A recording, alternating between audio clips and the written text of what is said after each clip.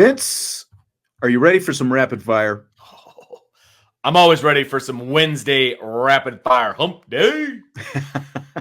There's a lot of stuff to get to. A lot of There stuff is. to get to in rapid fire today. And as always, I'll kind of probably pluck one or two from the chat in here as well. Fill in the blank. Pro Football Focus asked this question on Twitter. Who has the best secondary in college football? They gave us multiple choice options. Oregon, Iowa, Ohio State, Michigan, and Notre Dame were the five. And it's blank that the Irish are on that list. Totally deserved that they're on that list. As I was reading through the questions, I thought it was going to be, Notre Dame got snubbed again, and that was going to be the question, right? Uh-huh. But they belong on that list. I mean, look, I'm not going to say that I can speak chapter and verse about all those other teams and what they're able to do. I know Notre Dame. I know the players that they have back when all healthy, because you had to have that caveat, right, for Ben Morrison. When healthy, this is one of the best secondaries in the country. I mean, they just are, based on the talent level that they have, and assuming that Rod Hurd picks up where he left off, last year and carries that on to this year. There's not going to be too many secondaries that are better than Notre Dame. They deserve to be on this list, and I think they're going to back it up once the season starts. I chose my wording carefully when I did this because I didn't want to sort of give away like what my answer was going to be. To me, the fact that you were seeing, because look, Oregon, Iowa, elite defense. Obviously, they're not a playoff team, but look at Ohio State and Michigan specifically, two teams that have become perennial playoff teams. But there are two positions that have held Notre Dame back from joining the ranks of the truly elite. Now, they have been, I think it's over the last 10 years, they have, they're in the top 10 in terms of top 10 finishes in the nation and that kind of thing. But in terms of actually being able to not just compete with, but beat the elite teams in the country, quarterback and cornerback are the two positions. Yep. And so the fact that Notre Dame now, in a pretty short amount of time since Mike Mickens got here and since Mickens and Freeman have been together, have turned that side of the ball, that specific position group into a strength and not even just not a liability, like a break-even type proposition. The fact that it is now a true strength and it is continuing to trend upwards with both the development and the recruiting that he is doing, it to me, it shows how Notre Dame is really on, right on that doorstep of being not just a team that's in the playoff, but is legitimately going to be competing for national championships every year because of where those two positions have trended, whether it's with the transfer portal with the guy like Riley Leonard, on the quarterback side, and the, Carr and Deuce Knight and those kind of guys who they're recruiting. They're recruiting at an elite level at those two very important positions. And that's why Notre Dame is going to be competing for a national championship very soon. And look, Notre Dame has had the occasional good corner, right? But they've never had that tandem and the depth that they have now, right? Last year, when they had Ben Morrison and Cam Hart for the last 2 years, and now, Cam Hart passes the torch to Christian Gray, and you've got Jaden Mickey, and you've got all these guys, right, that are elite. I mean, these guys are elite, plain and simple. They're elite, and the depth is elite. It's not taking away guys for Love and, some of these other guys that have played corner at Notre Dame. Every 4 or 5 years, they have a good corner. You know what I mean? It's that kind of a thing. But now it's consistent and it's depth. And, remember, Clarence Lewis had to start as a freshman. Does everybody remember that? And by the time he became a senior, he was a pariah. And now he transferred. Right. I mean, that should tell you where things have gone in the cornerback room at Notre Dame. And look, we've got a couple people chiming in, quarterback receiver. Josh said, I thought it was quarterback receiver. I mean, there's an argument for receiver as well. But what happened in 2018 in the playoff game, as soon as Julian Love had to come off the field, they got torched. Exactly. Right? And that's especially, they've gotten better since 2018, but they have really closed the gap since Yes. probably 2021, basically, when Mickens came aboard, and then the next year when Marcus Freeman came aboard. That's where they've truly closed the gap. It was incrementally getting better. Right. But again, go look at any of the big bowl games that Notre Dame has played in against the Ohio States and LSUs of the world. In the, obviously there are some wins against LSU, but I'm talking about in, BCS/New Year's Six type bowls. Their secondary has just been torched in those games. Just go back and watch some of those games. And that's where, that's why I say that quarterback and corner have really what's held them back from truly being able to make that step. Again, okay, you can say wide receiver, but they've also they're not above corner. No way. Right. Not a chance. Like you still have Will Fuller. You still have Chase Claypool. You still have Miles Boykin. All these guys have been in the NFL. You still, you still have Michael, why am I trying to blank? Floyd, thank you. Like, you've had some elite receivers come through here at at least a more consistent rate. Now, it's been more recently between the Dell Alexander, Chancey Stuck, especially the Dell Alexander years. I mean, obviously things needed to improve quite a bit, but again, it's like, if you can shut them down, you can figure things out on the offense. Absolutely. Well, and look, you can say what you want about the wide receiver room. You know what helps a wide receiver room? A good quarterback. And they haven't had that in a while. Right. They haven't had an elite quarterback. Okay. There's been a lot of guys that have been drafted at wide receiver at Notre Dame. And yes, Book was drafted. I don't know why, but it only takes one team to draft him. And that's obviously what happened. But I mean, Julian Love isn't even playing corner in the NFL. He's playing safety. Yeah. So the argument goes back to they haven't had consistent elite cornerback play at Notre Dame on a consistent basis. Sly Fox says Hamilton and Love, but no quarterback or dominant wide receiver in the NFL. Again, those are both safeties.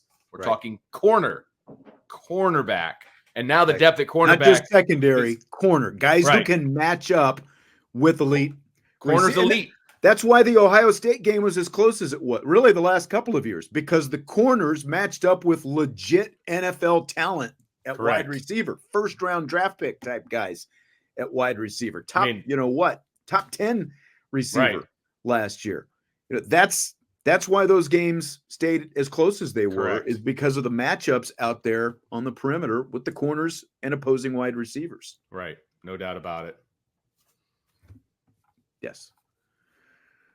We're all in concurrence on that. So Notre Dame and NBC announced game times for Fighting Irish home football games this season today. It'll be the 34th consecutive season that Notre Dame home games have been televised exclusively, by NBC. And of course, the Peacock is in there as well.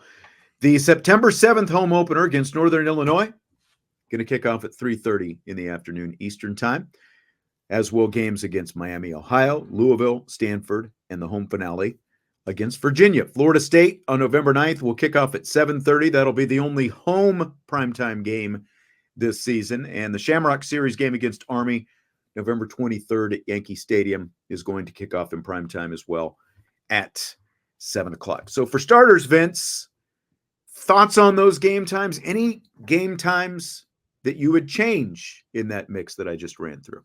So game times, no. I as soon as that post came out, the email that we got, I immediately texted you and Brian. I was like, yes, only one night game. Woo! Like, I was excited about the fact that there's only one night game because I can't stand night games. And I'm sorry. I know that's going to disappoint people, and you are more than welcome to be disappointed with me. But I hate night games, and so I'm happy that there's only one.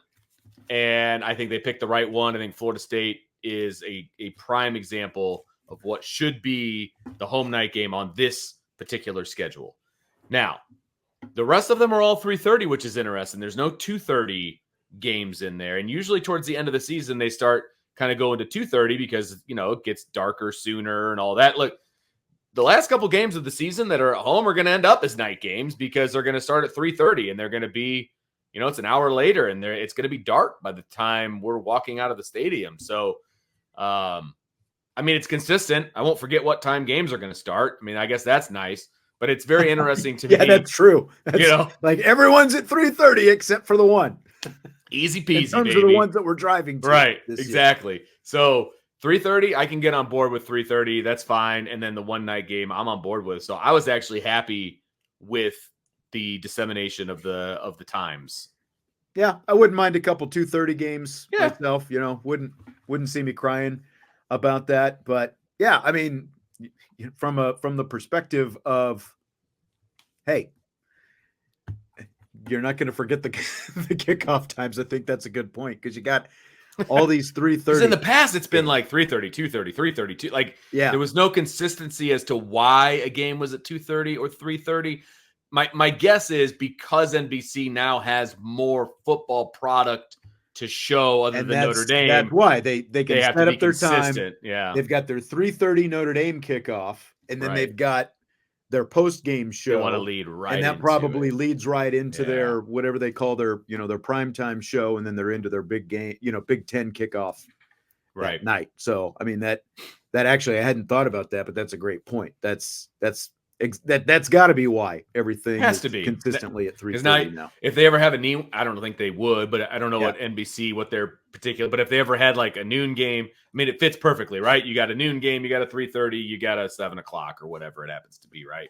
So, it makes sense now, and it's just becoming more streamlined. Yeah. Yeah. So, in terms of any that I would change, absolutely none I would change, but fill in the blank. It's blank that Florida State is the only primetime game. Totally appropriate. And I think they nailed that one. There are some times, like the past couple of, like even 2 years ago when they had Stanford as the night game, I was like, really? That's the night game, right? Because they kind of got into a rut where, you've got that October spot where it's either Stanford or USC, and that was the night game. It's like, okay, USC I kind of get, obviously, and the games have gotten better over the last few years. But I never understood the Stanford game. They haven't been good in a little while. Yeah, and to your point, 2014 was the last time there you go that game, whether it was USC or Stanford, that was the last time that game was, the October game that you're talking about with the California team was not televised in primetime. And think about 2012. Remember the goal line stand in the rain against Stanford and all that? That was actually an afternoon game. It was starting to get dark because it was raining and getting close to evening, but that was an afternoon game even. And they really shifted that because it used to be that you only got one primetime game. And then they started shifting it because they wanted two. But why would you put any of the other games in primetime, especially when you're NBC and you're televising Big Ten games in primetime now? If there's a Notre Dame game that makes sense to put in primetime, I can see you doing it, but there's not another game that makes sense. Stanford is completely undesirable. Oh my gosh, so undesirable. They're that bad. I don't care what their recruiting is right now. They don't belong in a night game at Notre Dame in this year, in 2024. Right. The only one you could even make a case for would be Louisville, right? That's what I was going to say. It's the only one you could even make a case for. I don't know if Louisville is going to take a step back. Maybe it was like a first year kind of a deal with Jeff Brom and the whole thing. They've got a lot of pieces to replace going into this year. And so I don't know, how good or bad Louisville is going to be, but that would be the only other one I could make a case for. But Florida State is the obvious one. That's the one you want at night. It's a historic rival with Notre Dame. I think they were undefeated last year, right? So, they've got, or in the regular season, but they've got the cachet coming in. They would get the eyeballs as a primetime game. Florida State gets eyeballs. I don't know that Louisville would get the eyeballs that you want. It's still Notre Dame, but when you're pairing it with somebody, Florida State's going to get way more eyeballs than Louisville will. Yes, exactly. And now part of this that you have to remember as well is that Shamrock Series game. So even though technically there are not two Notre Dame home games that'll be in primetime, because Army at Yankee Stadium is the Shamrock Series game. That game is going to be in primetime, and it's televised by NBC. So for NBC's purposes, again, even though it's not a Notre Dame home game, they'll still get 2 Notre Dame primetime games because you'll get Notre Dame Army in primetime. That's true. Yep, that's absolutely true. And now Joe is saying that Louisville could end up being a primetime game if they're undefeated. Remember now, that only happens with ESPN and the road games. That's correct. That doesn't happen. They announce these times. These are basically set in stone now. Those aren't changing, Joe. I understand why you might be confused about how, that whole thing works. But yeah, ESPN, the ACC, they wait, right? And you generally find out the Sunday, not the Sunday before, but like the Sunday that's 2 weeks before, as to when that game is going to be played. At what time? Is it going to be the night game? Is it going to be the afternoon? Is it going to be at noon? Right? That won't happen. These games, if that was going to happen, if there was any chance that was going to happen, they would have put TBA next to this game. And they were like, you know what? We're going to wait and see. Right. But they had, by announcing it, this is the time, period. If you look at anybody's ACC schedule, right, their home schedule in the ACC, every one of those games is TBA. There's no times next to them because they don't decide the ACC slate with ESPN until like 2 weeks prior. And I'm looking here at, because again, you have to factor in, NBC, because of this contract that they have with the Big Ten, they're slotted. They have to give the Big Ten X amount of primetime games. And Ohio State is at Michigan State the day of the Louisville game. Nebraska is at Purdue. Oregon at UCLA. Remember, those are Big Ten games. Now, Wisconsin, USC, I would imagine that's going to be their primetime game that day or that night, whatever. Agreed. Those are your prime options, I think, right there. And I think Wisconsin, USC is probably going to end up being the primetime game the same day as the Notre Dame Louisville game. Speaking of that game, it's blank.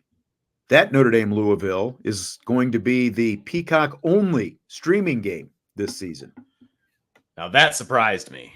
That is surprising. I figured it was coming at some point. Like they were kind of, dipping their toe into the water with the Peacock game, having it be like a MAC game or whatever. And people complained about it, but they were kind of getting used to it. You knew that this was coming. You knew that there was going to be a Peacock game at some point that was going to be a game that mattered, to be perfectly honest. And the Louisville game matters. I mean, it's arguably the second best home game on the schedule. And now that's a Peacock only game. This is just the beginning, folks. This is the beginning. Don't be surprised. I was surprised it happened this soon, I guess.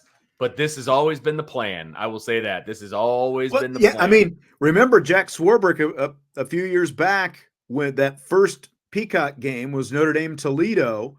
And remember now, Peacock has never released – I don't think Peacock releases their streaming numbers typically from what I've heard for just about anything, but they definitely have not released them for any of these Notre Dame games because you've had Toledo, you've had UNLV, you've had Central Michigan. Yeah. I'm trying to think any others off the top of my head that have been the Peacock only. They've primarily been these MAC type in the lower tier, like UNLV type. Boston College, I think a few years back was the Peacock game. Those are the kind of games that you've had on the Peacock only. And Jack Swarbrick was pushing to try to get a more premier type desirable game as that Peacock only game to see what kind of numbers they could pull off with it. So if Louisville had not beaten Notre Dame last year, I don't think you would probably consider that, with any real depth in terms of a premier type game or anything. But because of what happened and the fact that Louisville could be pretty good and, Notre Dame definitely –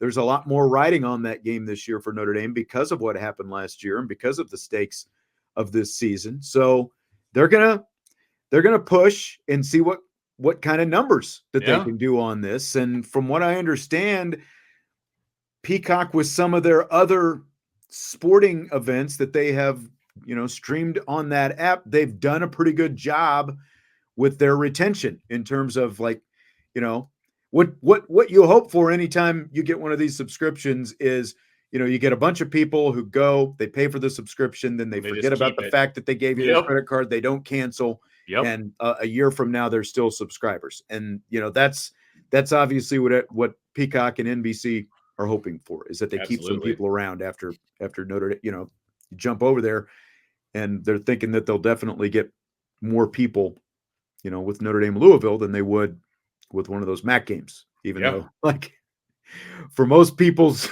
practical purposes, they would much rather see it be one of those MAC games. But yeah, I mean, at the end of the day, I mean, it is what it is. Then people are just going to have to get, it's a lot cheaper to get Peacock for a month than it is to even go to the game, obviously. And so, I mean, here's the thing. Notre Dame fans are so used to seeing Notre Dame games on an air channel on NBC, right? They don't even have to get, well, I guess you do for away games, right? ESPN or, something along those lines that you have to pay for. I mean, again, as Anthony would say, NBC is conditioning Notre Dame fans for the inevitable. That's what's happening, folks. I mean, just get used to it, because eventually it's going to be 2 games, and then it might be 3 games, and then it might be the whole slate. We all knew this was coming. We just didn't know what step. But I don't know why that's. I guess if the money is the same for Notre Dame, I still don't know why that's desirable. Like, I get the fact that you're doing. Yeah. I get the fact that if you do both on NBC Simulcast, and Peacock, but I don't understand from Notre Dame's perspective what makes that desirable to put a game only on Peacock. But remember, we also now have a former NBC TV executive who is in the driver's seat for Notre Dame, and Pete Bavacqua driving this ship. So obviously, he has to have something in mind that probably pushed it to this point right now. I think having Peacock as a partner at /NBC, right? Having that streaming service as a partner, I think, is very desirable to Notre Dame, because that's probably where they're going to have that behind the scenes, documentary that they're going to have, the season long deal that they're going to do. I believe that's going to be on Peacock. There's going to be more Notre Dame exclusive type stuff on Peacock. And so Peacock is, for all intents and purposes, like Notre Dame's channel, right? And so I think that part is desirable. I don't see Notre Dame going to their entire home schedule solely on Peacock. I don't see that being the case, but I also feel like because they're using it as this vehicle for all of their extras, throwing one game on there is kind of like hey, this is why we're doing it kind of a deal. You know what I mean? So it's annoying to a lot of people, and I totally understand that. It's just, it is what it is. Yeah. Couple different follow-ups here. We are happily independent. Oh, nice handle. He says, we continue to get screwed by NBC. Why do we bother signing with them? Well, because they signed a big check. Lots of money to Notre Dame. And it helps you stay independent. Yes. And again, this decision is not being made independently by NBC. No, this is a conversation / negotiation / whatever you want to call it, especially when you do have someone like Pete Bavacqua, who was just working for NBC not a year ago, who is part of the conversation, to make this happen. But both sides have to sign off on this. Yes. So it's not just NBC cramming this down Notre Dame's throat. And if I'm not mistaken, and I think you mentioned it earlier, Jack Swarbrick was pushing for a better game on Peacock. Right. Like that, he was pushing for this for a long time. If all you're going to lose is the Louisville game, I think you can live with that. Absolutely. Right? Because I think Louisville is actually the best possible experiment to see what kind of numbers you can actually do for a streaming only game if you're Notre Dame. Right. You would much rather have it be, like, from a fan perspective, I think anyway, you would much rather have it be the Louisville game than the USC game next year. Oh my gosh, yes. And that's where was it? I think it was Anthony said, don't be surprised if Notre Dame USC in 2025. I would be surprised if that happened. I would be very surprised, actually. Yeah. Yes. Because that's going to be their biggest ticket. I mean, I don't think they're going to be putting the biggest home game possible on Peacock only. Right. I mean, that's your premier game every other year. I would be shocked. Now, I would I'm be not saying too. it's never going to happen, but I would be shocked. Again, because especially when you look at the NBC agreement with the Big Ten and the NBC agreement with Notre Right. Dame in terms of what's in primetime and all that kind of stuff. I would be like, they've got to pick. Now, I guess, you could theoretically make it a primetime game and put it only in Peacock, but I think that kind of defeats the purpose Of a as primetime well. game. Yeah. Yeah, exactly. Because the purpose of the primetime game is to give yourself the biggest number possible, because that translates into ad revenue. Yep. Decav is asking, what happens if Notre Dame game runs over into the primetime Big Ten slot? I We're mean, not it's going to not. cut away from Notre Dame. Yeah, I mean, if it were a blowout game for Notre Dame, maybe they, finish it up on Peacock, or maybe they just start the Big Ten game on Peacock. I think, like for Notre Dame, if Notre Dame games are starting at 3:30, that means 3.5 hours. You should be done by 7 o'clock. And again, they have that buffer time in between where you've got the big NBC has its pregame / Right. postgame type stuff going on in the Right. interim there. They So won't they're allowing schedule. themselves some Yeah. buffer time. They won't schedule that primetime game till 8 o'clock. 7:30 at the absolute earliest. It would be my guess. Well, Notre Dame's game is at 7:30. Oh, there you go. There you go. So I don't think it would be any later than 7:30. And if it does roll over, they're going to do exactly what ESPN does if a game rolls over. It starts out on the app, or it starts out on ESPN2 or whatever, and then they join it in progress. That's exactly what would happen. They're not going to cut away from the end of a game. Right.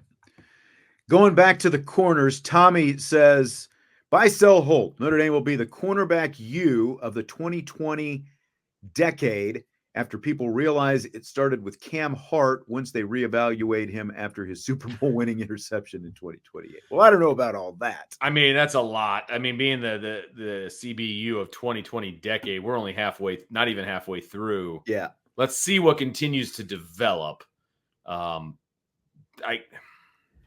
If I'm going to buy, sell, hold, I'm probably selling, but I might hold on this just a little bit because things are, again, going in the right direction. But, like you said, the 2020 decade, you're going into year 5 of the decade. True. Right now. And anybody that knows anything about football knows that Cam Hart was a really good corner. So I don't think there needs to be any real evaluation that comes from that. The only reason he dropped in the draft was because of his medicals, not because of the way he played.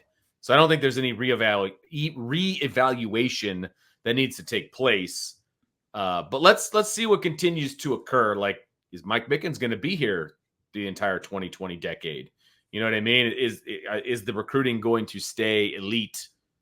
That still remains to be seen. I think it's got a good chance to, but I'm with you. I would probably sell this because there's really good schools in the SEC that continuously have good corner recruiting and things of that nature. So, but I could be convinced to hold and wait and see. I kind of lean into the hold since we're into the whole buy, sell, hold thing. Okay. Now, by the way, speaking of buy, sell, hold, different name, but tomorrow, of course, is we in, we out. So if you want to head over to the Champions Lounge, there's the thread that we put up the day before the we in, we out show, and you can drop your we in, we out questions in there. So I had another schedule related question. Miami was supposed to be on Notre Dame's schedule this season, but the Hurricanes, of course, overscheduled. So that game is going to be pushed to a future date. Scale of 1 to 10. How much more attractive would the Irish home schedule look this year if Miami was on it? So I'm going to ask a clarifying question here. Okay. Is there a 1-for-1, like who they replaced basically on the schedule? Like what? Well, Army is the team that they went out and added to the schedule. Okay. To get them to 12 games this season. The ACC, if I remember right, replaced Miami with Louisville. But you still had to there was still Okay. I mean, it would make it a little bit more attractive just because of the history between Miami and Notre Dame. I'd put it at like a 4 or 5. I mean, it's still Miami. They're not the U. right? They're not back. They're not anything special at this point. Now, maybe in a couple of years, maybe they get back to where they're a legitimate contender, but they're not that right now. They're a mid ACC team. That doesn't really get my juices flowing. You know what I mean?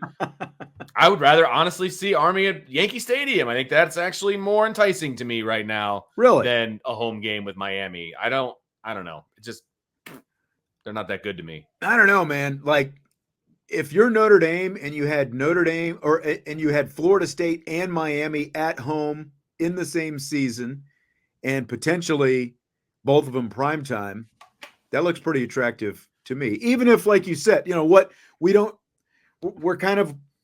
waiting on Miami to get back. There's a lot of preseason hype going on with Miami. There was some preseason hype last year because of Cristobal, but I think at least Miami carries some, like, the name Miami carries much more cachet than Louisville when it comes to football, though, for example. It definitely does. I think Louisville's a better football team, though. No, you're right. I want the better football team. But from a TV standpoint and from an attractiveness of the fans standpoint, I think there would be more interest in Miami, especially because I think 2016 was the last time Miami came here. So we've been waiting for a while to see the Hurricanes come back up here. Again, like, Miami is not close to what it was even 25 years ago, let alone 35, 36 years ago in 1988. But I would bump this like a 7. I think I think because of what Notre Dame's home schedule does look like, I think having Miami would at least, kind of provide a little window dressing anyway. I get that. I'm looking at it more from a strength of schedule standpoint. Now, Miami is still better than Army if we're doing strength of schedule, and so I do get that part of it.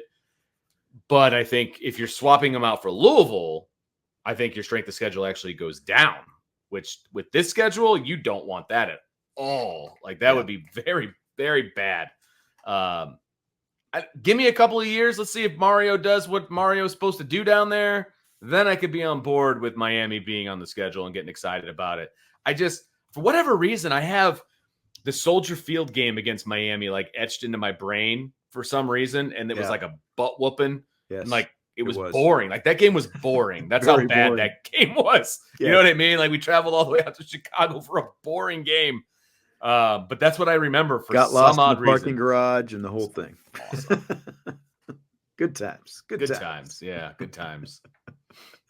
Thanks for the reminder, Andre. Crank that like button if you would, and of course subscribe. Join the Champions Lounge, the boards at Irish Breakdown. Kind of turned out to be a lot of TV schedule type stuff. Yeah, we did on today's show after we got the schedule release today. So Fox has released its Friday night college football schedule for the upcoming season. Here are the matchups. Mm-hmm. Arizona at Kansas State to start it off.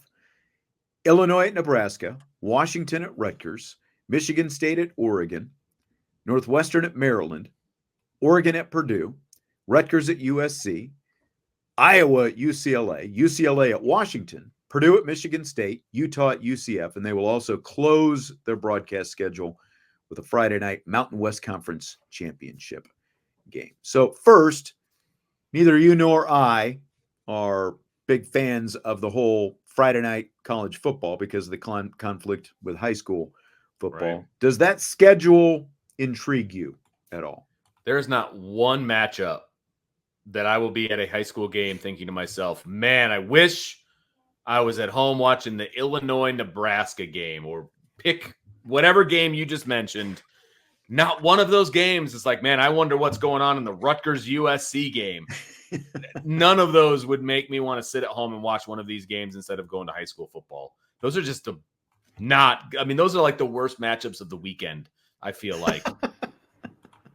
Well, they're not all the worst, Well, they're not great. Potential in some of them, but Friday nights are made for Rutgers and Purdue. I mean, that should be the Fox slogan, right? Friday nights are made for Rutgers and Purdue. I'm shocked that Indiana is not on this. You're right. Schedule. They did not make a Friday night game at IU. That is shocking. Yeah. But And it's interesting that, you get all these Big Ten games, and at the very end, you've got Utah at UCF. Like, I think the biggest benefit of this, unlike you, I don't have a kid who's still playing on Friday nights in high school football. So like I'm not going to be out there, at a high school football game wishing I was home. So I will be home. And what's on Friday nights? Next to nothing, unless I'm breaking out Netflix or, whatever streaming service that I'm going to break out. I think that this is perfect for like the bar scene on a Friday night. Sure. Especially like think about a Notre Dame home game when all the fans invade South Bend, looking for coming something into a game to do. weekend. All the bars are full in town Friday night, 8:00 to 11:30. You're going to have college football on in the background. Fair. So Fair. like the matchups themselves, you're right, not big time, but UCLA, Washington, that's at least I'll be honest, little matchup. If the scenario that you just outlined of just kind of sitting at home on a Friday night, that kind of a deal, which if I didn't have the job that I do, nor a son playing, I would be doing, and I would probably throw these games on just to have on. Like, I would be somewhat interested in like the Michigan State Purdue game. You know what I mean? Because I have a lot of friends that are one or the other. You know what I mean? Like I would watch it. It's Big Ten. It's college football. I love college football in general. So I would watch these games if I was at home, like I said, under the scenario that you just outlined. But if I've got anything else to do, I'm not canceling those plans. Not canceling plans for any of those games. You know what I mean? Like Notre Dame games, if I didn't have this job, which I have to be at the Notre Dame games, there's plans I would cancel to watch Notre Dame games, right? These don't do that for me. You know what I mean? These do not do that for me. Well, like if you're one of these teams, would you rather be playing on a Friday night or face the potential of like I haven't seen for sure whether there are going to be, like for the big noon kickoff game, since Fox is in the big noon business and you've got all these West Coast teams in the Pac-12, like are there going to be 9 a.m. local time kickoffs out there in Los Angeles and on the West Coast? Probably. Would you rather play on a Friday night or 9 a.m.? Look, if I'm one of those people, then yes, I would rather play on a Friday night, I would say, right? Because you're going to be playing at 4:00 or something like that on a Friday, as opposed to 9 a.m. on a Saturday. That's awful. Which, I mean, that takes us all the way back to UCLA and USC joining the Big Ten in the first place. Right. They should have thought about the fact that they might be playing at 9 a.m. on a Saturday, but I digress. They don't care about that. Well, how would you feel if you're UCLA, Washington, Oregon? They're moving to the Big Ten this year. They all play twice on Friday nights this season. Are you feeling, like you're probably there's obviously it's not 100%. They did it for a reason, obviously, the money. But like, go to the Big Ten, play a couple Friday night games. How would you feel about that? Like Washington just played in a national championship game, and now they're playing Friday night football. Now they're playing Maction is what they're doing, basically. That's right. I mean, it's unfortunate, but your greed got you there. I have no sympathy whatsoever. If they wanted to continue to have, the late night Pac-12 after dark and all of those different things, they should have stayed together. They screwed that up for themselves. Don't complain to me now. It's the whole you made your bed, now you get to sleep in it situation as far as I'm concerned. I can't wait for the first complaint about a UCLA, USC, West Coast team playing at 9 a.m. I can't wait. Like, sorry, that's what you wanted. I know. Or the fact that Rutgers goes to USC on that's actually a good Friday night game to me. Like Rutgers USC, nobody wants to see that on a Saturday, right? That's fair. They need their own time slot like because I said, nobody wants to watch Fridays were made for Rutgers and Purdue. Washington goes to Rutgers, second Friday night game of the season. I will say, somebody said, is Ball State playing on a Friday night? That's Joe Allen. I am not, like, I've looked at a lot of schedules and things of that nature. The Maction, like the weekday Mac type like games, Tuesday, Wednesday, and they're later in the season. They're not early on; they're later in the season. Yeah, I don't like that either. Let's be honest. I don't like a Wednesday night college game, especially if I want to go watch it. But I mean, it is what it is because they want people to watch their games too. Get them on TV. That's right. And so I can't be mad at it. I don't have to like it, but I can't be mad at it. You know what I mean? Yeah.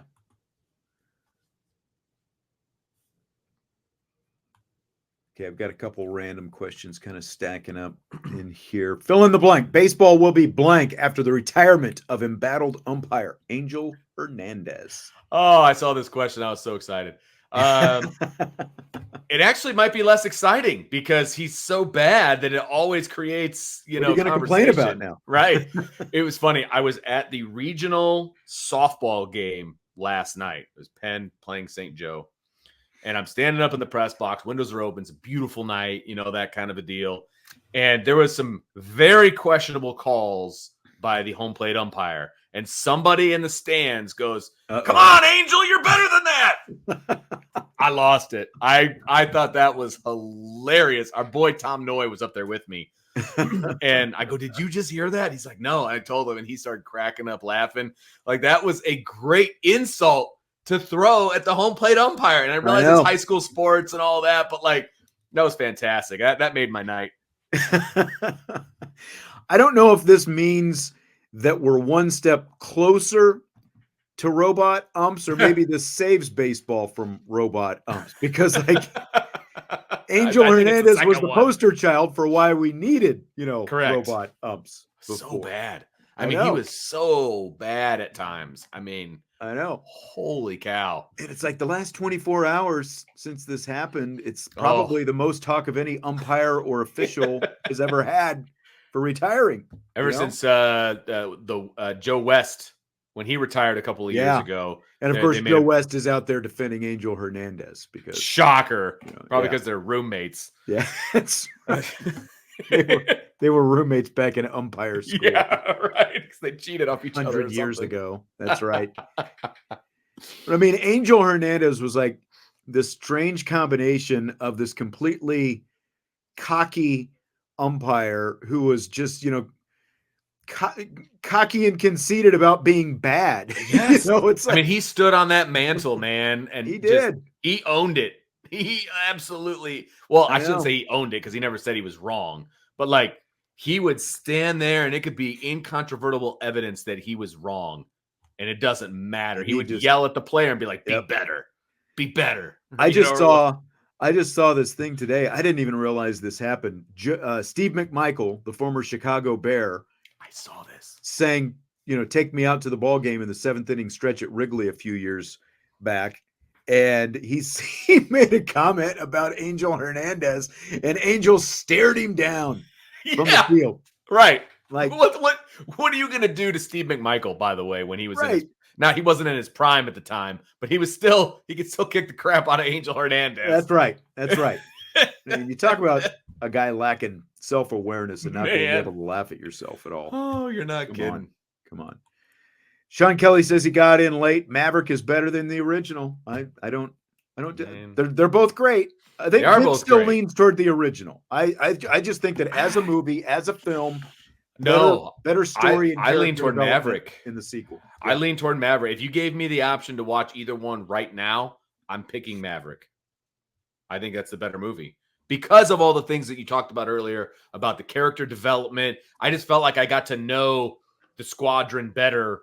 Because there was a lot of random guys in the first one. Like Merlin. Who the hell's Merlin? Like they were mostly just dudes wearing towels in the background in the locker room. Yes, exactly. You didn't know who they were. Right. Or smirking in the meeting rooms or whatever. Exactly. You at least got to know. Like I wanted to hang with, it wasn't Merlin. I think it was Wolfman. The dude, we could have had him, man. We could have had him. Like he needed to be in there a little bit more. Right. No, I thought that I like the crew of Maverick better for sure. Right. Needed more Hollywood, come on. Yes. Needed more Merlin. Yes. They should have sent Merlin to Top Gun. Cold pillow or warm blanket?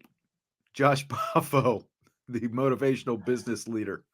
I mean, that's a great question. I'm probably a cold pillow guy, actually. I think so too. Although I do like to like snuggle up underneath a blanket or a sheet or something. I can't just sleep open air. Can't do that. Yeah. But I do like the cold, like as our boy the ESPN anchor Stuart Scott. All I could think of was Scott. And then I thought Michael Scott. Now, that's not right. That's from The Office. Side of the pillow. Yes, cold is the other side of the pillow. Like that still resonates. Yep. Just saying. Yeah, I sleep in a meat locker at night now this time of year because my wife not only does she put she dials the air down to like 68 or 69, then we've got the ceiling fan on and another fan. Like it is freezing cold. I am bundled up in there. So I like this time of year I would actually take the warm blanket. Wow, you really do go down. Holy smokes. Man, I like sleeping in the I like cool. a little, I don't like to be too warm at night. No, not at all. But no. it is man, she takes it to another level. I need help. We get you a heated blanket for Christmas. Salty wants to know, number one, tailgate, hot dogs, hamburgers, or brats. He says assume beer is available if this matters. That's easy. It's hamburgers for me. I love a good burger. I'm going brats at the tailgate. I thought you might. I love a good brat on the grill with a little, charred with a little black on the outside, nice and crispy. Throw some mustard and some jalapenos on there and wash it down with that ice cold beverage. I'm going to town, baby. That's what I'm about. I want a hamburger, cheeseburger, right? It's got to have all the toppings and everything. I want a hamburger, no a hot dog. I want no hot dog. No hot dog. Caddyshack. You missed the Caddyshack. I did. I haven't seen that one in a long time. I haven't either, actually. I might have the last to see time if I when can you find that. Reviewed it, or did you review it? Did you guys? Yeah, review we did. Caddyshack? We did. Okay. Back in the old two guys talking sports movies days. Yep. All right. Well, I think that's what we've got for tonight. Is that it? Yeah, we've pretty much run the gamut. So it's going to be you and me on Friday. Oh, we got another bail job, huh? All right. Jesse is actually coming into town tonight. He'll be doing the show with me tomorrow from the other side of the house, but he's playing in a charity golf event on Friday. So, and then they've got to drive back to Cleveland Friday night because the Little League team that he coaches plays Saturday morning. Gotcha. So, yeah. I'm debating whether I'm going to travel down to the state track meet or not. Oh, that's right. That's this weekend, isn't it? It is this weekend. It's on Saturday, but that's a 3.5 hour drive for a 50-second race. I'm just not sure. Where are they? They're not in Bloomington. Are they? Is it in Bloomington? Yeah, Bloomington only 3.5 hours away? I thought it was a little farther than that. It might be. Like I haven't even mapped it out because I don't know that I want to do it because he doesn't run until 8:30 at night, and that's if everything goes correctly. And then I got to drive home. Right. And then we're heading back out to a college the next day for a camp. So it's like, do I really want to make that drive solo style, like in the middle of the night? I don't know. I don't blame you.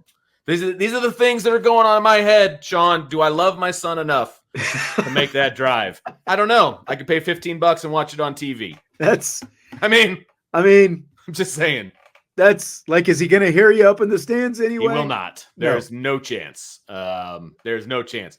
I will feel bad if he actually medals and they get like top 9 because he's in the relay. If they get top 9, they get a medal and they get on the podium and all of that. They're seated 13th. So how does it work? Do they have heats? The top 27.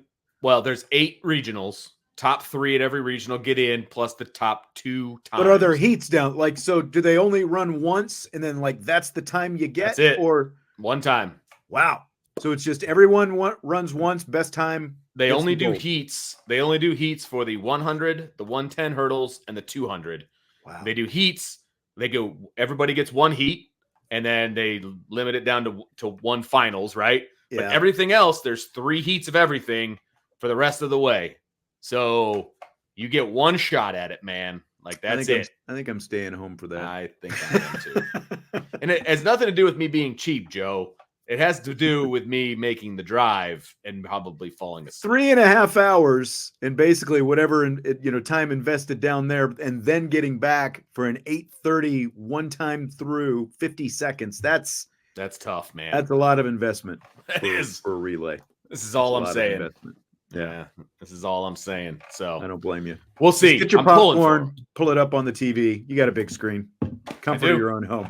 That's See, right. that's what you could be doing not on a Friday night, but on a Saturday night. So This is true. Tommy says 3.5 hours. He's a professional. Hey, You're a professional, Tommy. That's right. You're a professional. I'm going to have you come over. You can drive me. All right, hit the like button before you leave. We're out of here. Don't forget, tomorrow is We In, We Out Day on IB Nation Sports Talk. So, Champions Lounge subscribers, head over there, find the thread, submit your We In, We Out questions for Thursday's show. And, of course, we will answer them tomorrow. Till then, Vince, I will talk to you Friday. Talk to everybody else, hopefully tomorrow. Thanks for being here today. IB Nation Sports Talk. See ya.